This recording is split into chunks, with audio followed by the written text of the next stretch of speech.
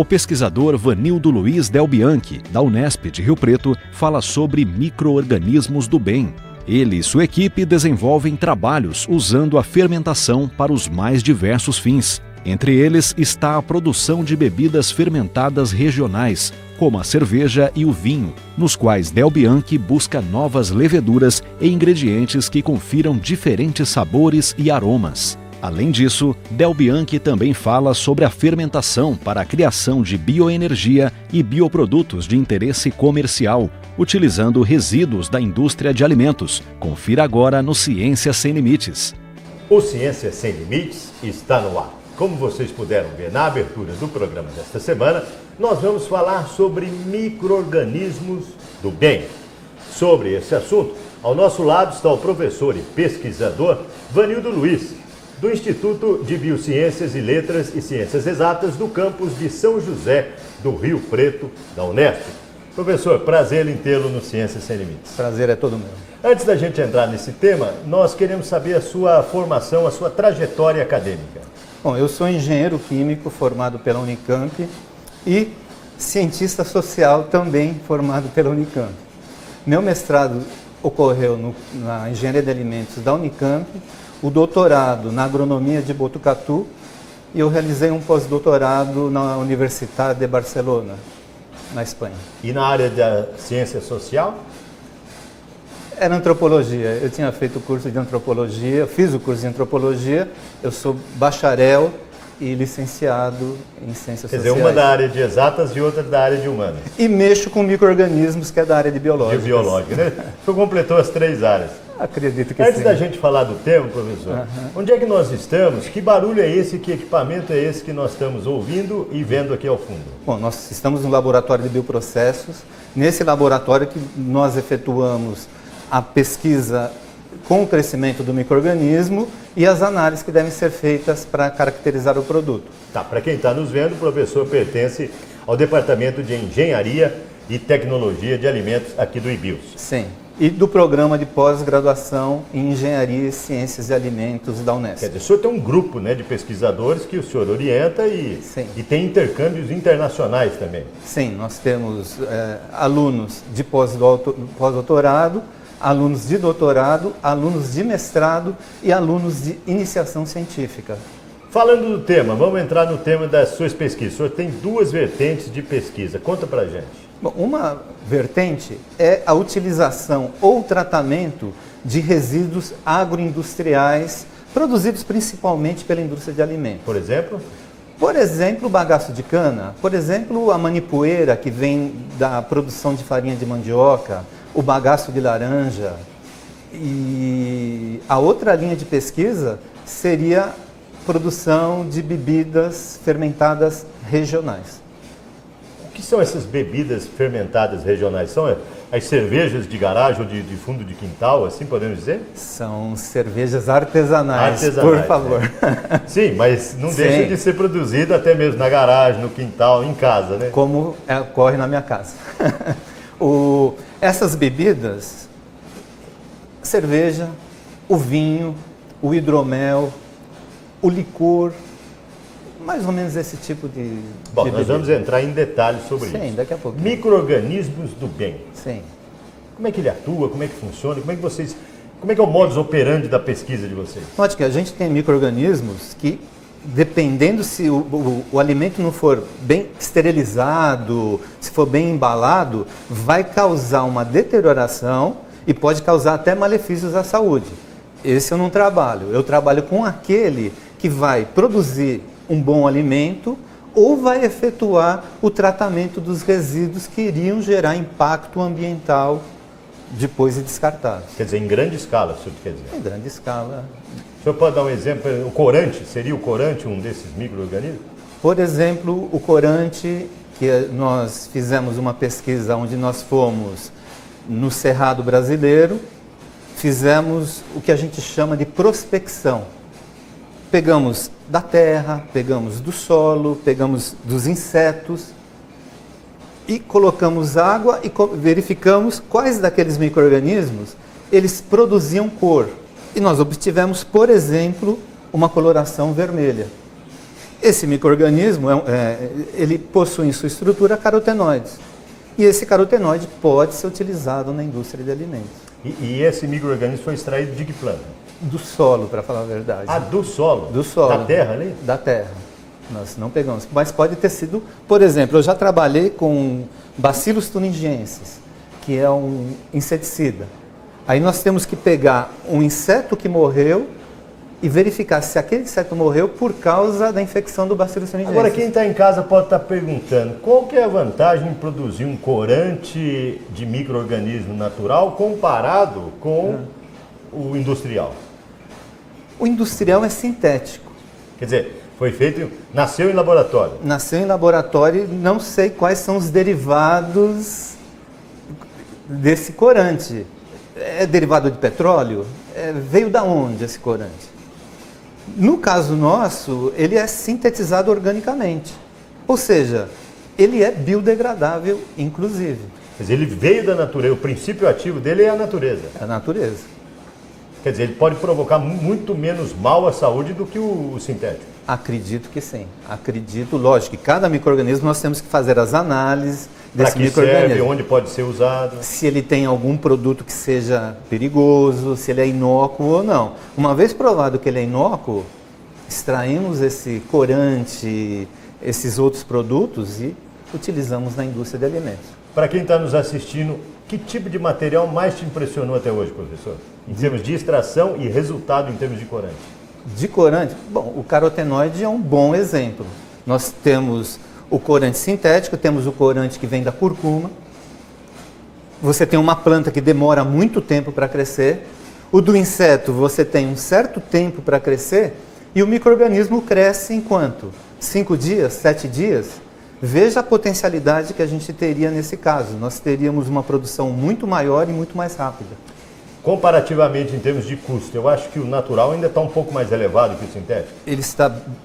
O sintético está bem mais em conta, por isso que nós efetuamos muitas pesquisas com resíduos agroindustriais, que seriam materiais. Descartados da natureza? Sim, na verdade, o resíduo para mim deveria ser chamado matéria-prima que ainda não se obteve uma boa... bom aproveitamento. Bom aproveitamento dele.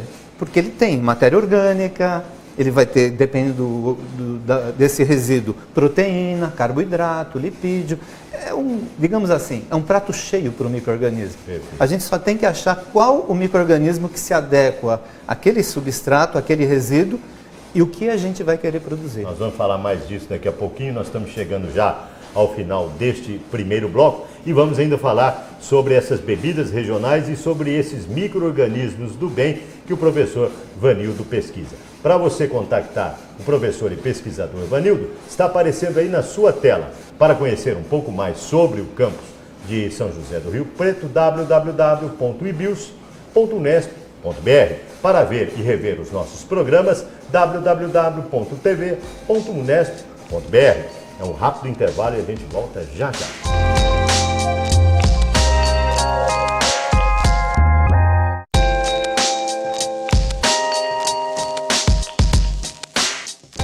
Está de volta o Ciência Sem Limites. Como você pode ver, o assunto do programa desta semana são micro-organismos do bem. Sobre esse assunto, ao nosso lado está o professor e pesquisador Vanildo Luiz, do campus de São José do Rio Preto, do IBIUS, da Unesp. Professor, falamos de micro-organismos, demos um apanhado geral sobre as suas vertentes. O pessoal deve estar perguntando o que é esse barulho e esse equipamento. O que vocês estão pesquisando nesse equipamento com esse tom verde? Bom, esse tom verde é uma alga, essa alga é chamada de Spirulina platensis. Essa alga ela tem que ficar agitada, por quê? Porque a gente está incorporando, primeiro, a agitação. Com a agitação, ela recebe a fonte de luz, porque ela vai crescer devido, a fonte de energia dela é a luz. É uma alga planta, né? Alga. Como a gente vê aí comumente. É que alga é um micro-organismo.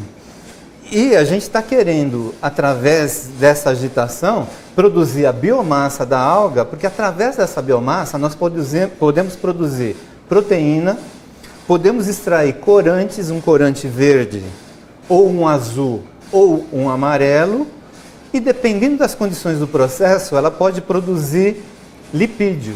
E com esse lipídio a gente pode gerar o biodiesel. E essa alga é fácil de encontrar? O problema da alga é que nós temos várias algas. Umas são muito perigosas, outras não tanto. Essa alga é alga de laboratório, ela veio do laboratório da USP. E nós temos cultivado ela para fazer esse desenvolvimento. Quando o senhor falou em espirulina, é essa mesma espirulina receitada por médicos que você compra em farmácia? Sim, que é produzido que acalma, no Nordeste. Deixa calmante, tudo, as pessoas deixam calmante. Faz bem para a saúde, eles falam que tem muitos benefícios. Agora, o senhor tem um orientado que está trabalhando nesse assunto? O Arturo, Ele é mexicano. Ele veio do México. Vamos ver o que ele tem a dizer? Roda o VT do Arturo.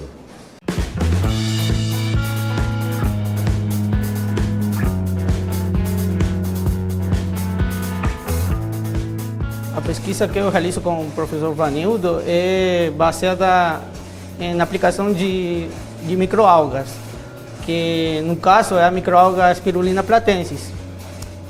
A microalga Spirulina platensis eu uso para o tratamento do efluente da indústria de laticínios.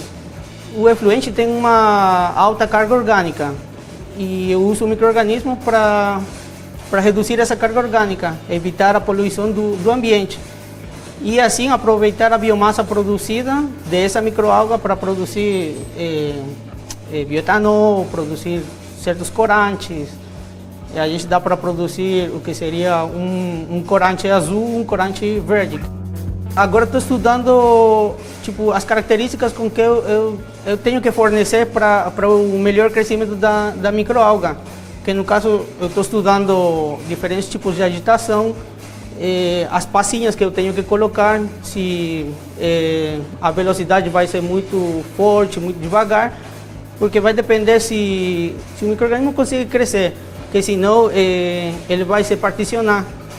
E se ele se particiona demais, então ele pode morrer. Então eu estou estudando agitação, luz, cores de luz e também estou fornecendo diferentes tipos de estresse baseados em luz, tipo luz piscante.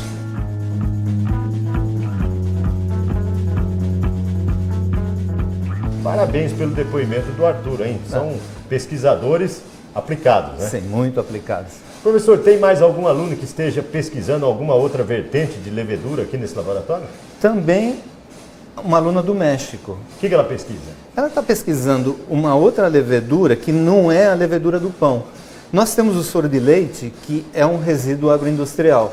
Só que a levedura do pão, ela não consegue transformar o açúcar do leite em álcool.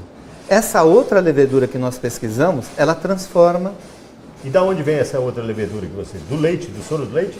Não, esse nós buscamos em algum canto que eu não me lembro se foi em banana, se foi em alguma fruta. Então essa levedura dessa fruta associada ao soro do leite produz álcool?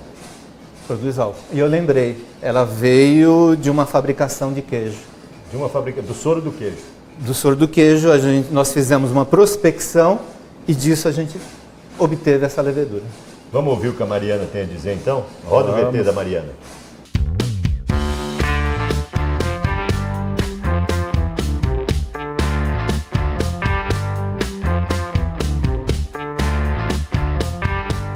A pesquisa que eu realizo com o professor Vanildo é em base ao tratamento de efluentes de laticínios, utilizando uma integração da digestão anaeróbia com a fermentação de uma levedura. A inovação da pesquisa é isso, fazer essa integração, porque eles têm uma comida, que é o soro de queijo. Aí vem a levedura, que poderia comer uma parte, e o tratamento de digestão anaeróbia, que poderia comer a outra, tipo o resto que essa levedura está deixando, a digestão anaeróbia ela comeria. Então, por exemplo, o soro de queijo, a produção é muito alta. Por cada quilo de queijo se produzem 11 litros de soro. Na atualidade, eu acho que estão utilizando muito esse soro para a produção do whey protein, que é o suplemento alimentício. E agora também a gente está tentando dar outros usos nesse soro, porque a verdade é um resíduo. Como não é muito aproveitado, ele é muito contaminante também, então a gente está tentando pegar esse resíduo para obter uma menor contaminação nos rios, principalmente. A vantagem, por exemplo, da digestão anaeróbia é que ela não precisa de energia. Então é um processo muito barato, porque não tem gasto nenhum de energia. E ela também produz só metano, que ele pode ser captado e utilizado como uma bioenergia. Aí a outra metade é a fermentação, que para mim a importância é que a levedura vai consumir essa carga orgânica, mas também vai ter esses coprodutos, que seria o álcool. Também vendem esse tipo de leveduras para outro tipo de processos. No nosso caso, é para a remoção dos contaminantes do soro de queijo.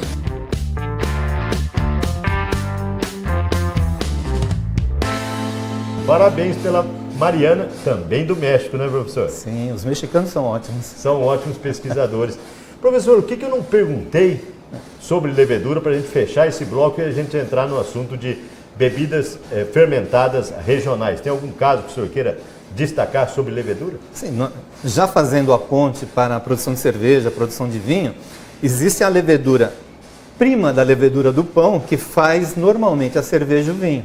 Existe uma outra levedura que ela, digamos assim, produz aromas um tanto estranhos. Estranhos? Sim, por exemplo, sabe o cavalo quando toma chuva? Sim.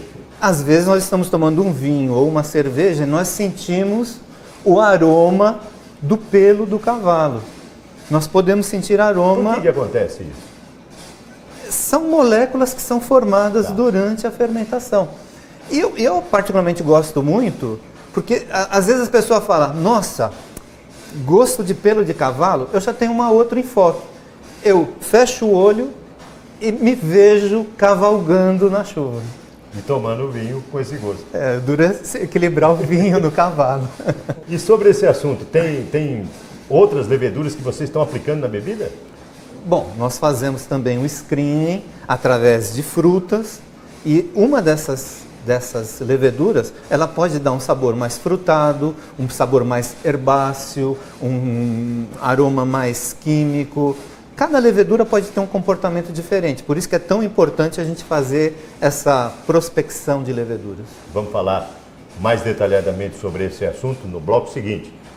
Ponto final em mais um bloco do Ciências Sem Limites. No bloco seguinte vamos falar sobre bebidas fermentadas regionais. É um instante só, a gente volta já.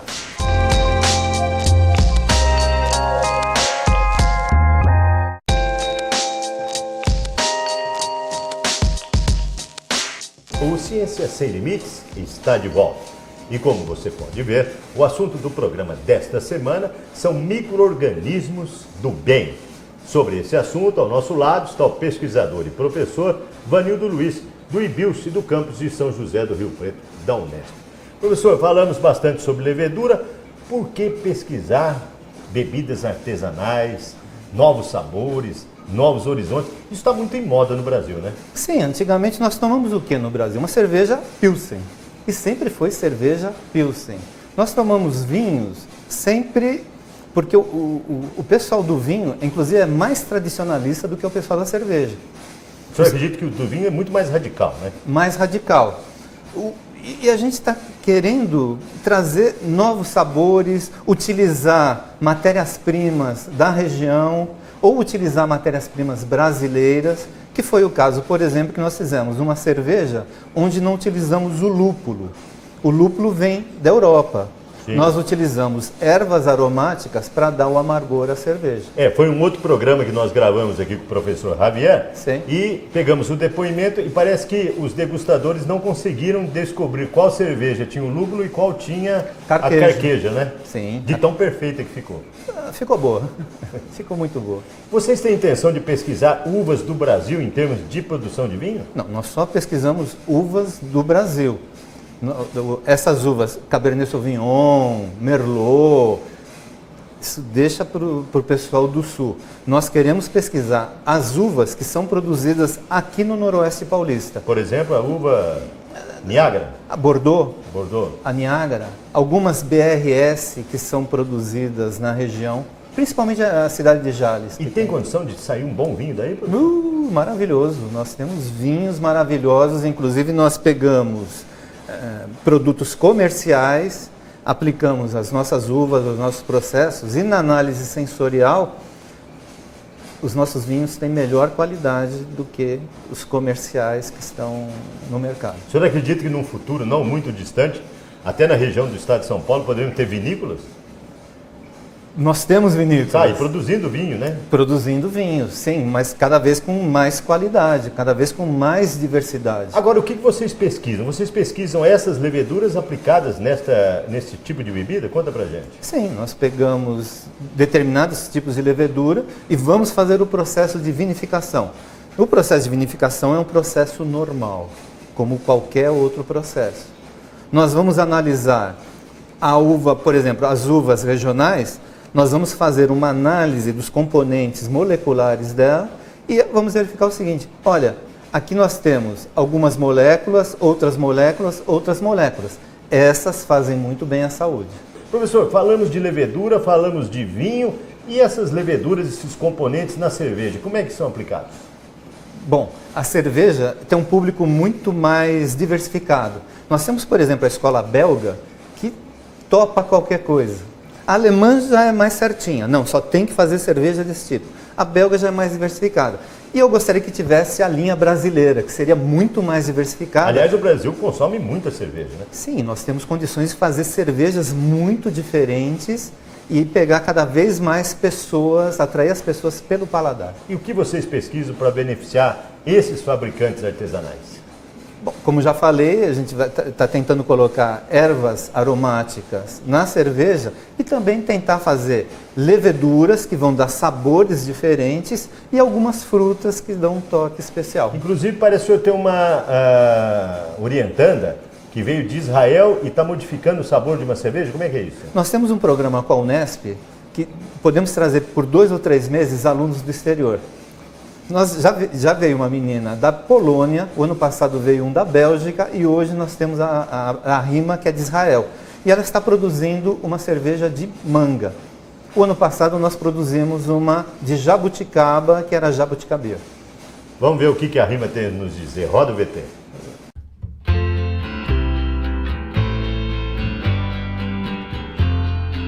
I came here in the beginning of August.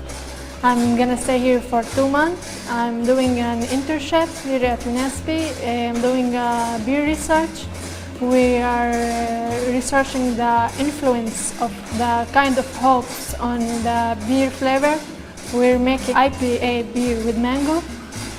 We're gonna make some analysis like physical and chemistry analysis and sensory analysis to find the influence of the kind of the hops on the flavor. It's a different culture, it's so different from my country. I love it here, the people here are so kind and they're always like wanna help you, even if they don't speak English so well, but they always want to communicate with you. So it's a different experience for me and I love it.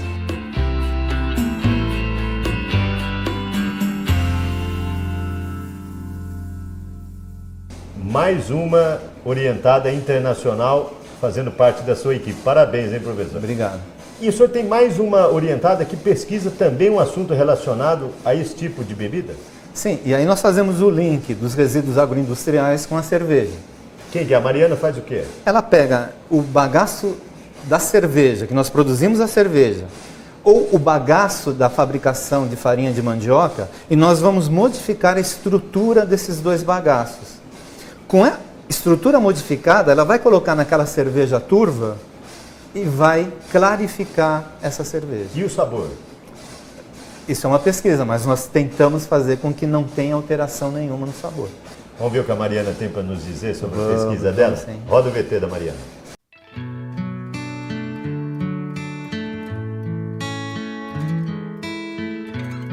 Bom, a pesquisa que eu realizo aqui com o professor Vanildo é o meu projeto de doutorado. Ele é na área eu faço modificação química, onde eu estou tentando aproveitar o bagaço do próprio malte que é gerado no processo de fabricação de cerveja, e também estou testando com o bagaço gerado na indústria de fécula de mandioca. Esses bagaços, o objetivo então, o que a gente supõe? Como a cerveja durante o processo de fabricação normalmente ela é turva, e a cerveja turva ainda no mercado ela é pouco aceita visualmente, ela tem um aspecto que não é tão legal. Então o que a gente supõe? A gente supõe que essas proteínas que são responsáveis por turvar a cerveja, elas têm cargas positivas, e se eu conseguir fazer uma modificação química nesse bagaço, eu vou incluir cargas negativas nesse bagaço que vão reagir com as proteínas que causam a turvação, e elas reagindo eu vou conseguir eliminar parte dessa proteína, o que vai deixar a cerveja translúcida e com um aspecto mais visualmente comercial. No mestrado, que eu trabalhei com a fécula do amido, né? E deu o resultado. Então agora a nossa proposta é trabalhar com o bagaço, que é um subproduto da indústria, e normalmente é gerado em grande quantidade, e essa quantidade ela é responsável às vezes até por poluir o meio ambiente, e ela não tem um valor de mercado muito agregado. Então, fazendo essa transformação, essa modificação, a gente agregaria um valor comercial, além de diminuir a poluição do meio ambiente. Essa é a nossa proposta.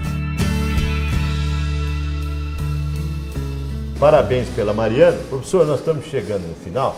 E muita gente se interessa por esse assunto de vinhos, cervejas, leveduras. Outros pesquisadores que estejam nos vendo também podem entrar em contato com o senhor. O senhor está aberto? Por favor. O laboratório está à disposição. Nossa, isso aqui fala que é coração de mãe. O que eu não perguntei, que o senhor gostaria de deixar um recado no final agora, ou para quem fabrica, ou para quem quer fabricar cerveja artesanal? Eu acho que o prazer de fazer a sua bebida e o prazer de tomar diferentes sensações, diferentes sabores, é algo muito bom, muito interessante. E é para isso que a gente estuda, para fazer bem a saúde e que a gente fique bem emocionalmente também. Parabéns, professor. Eu que agradeço pela oportunidade. Para você contactar o pesquisador, o e-mail dele está aí na sua tela.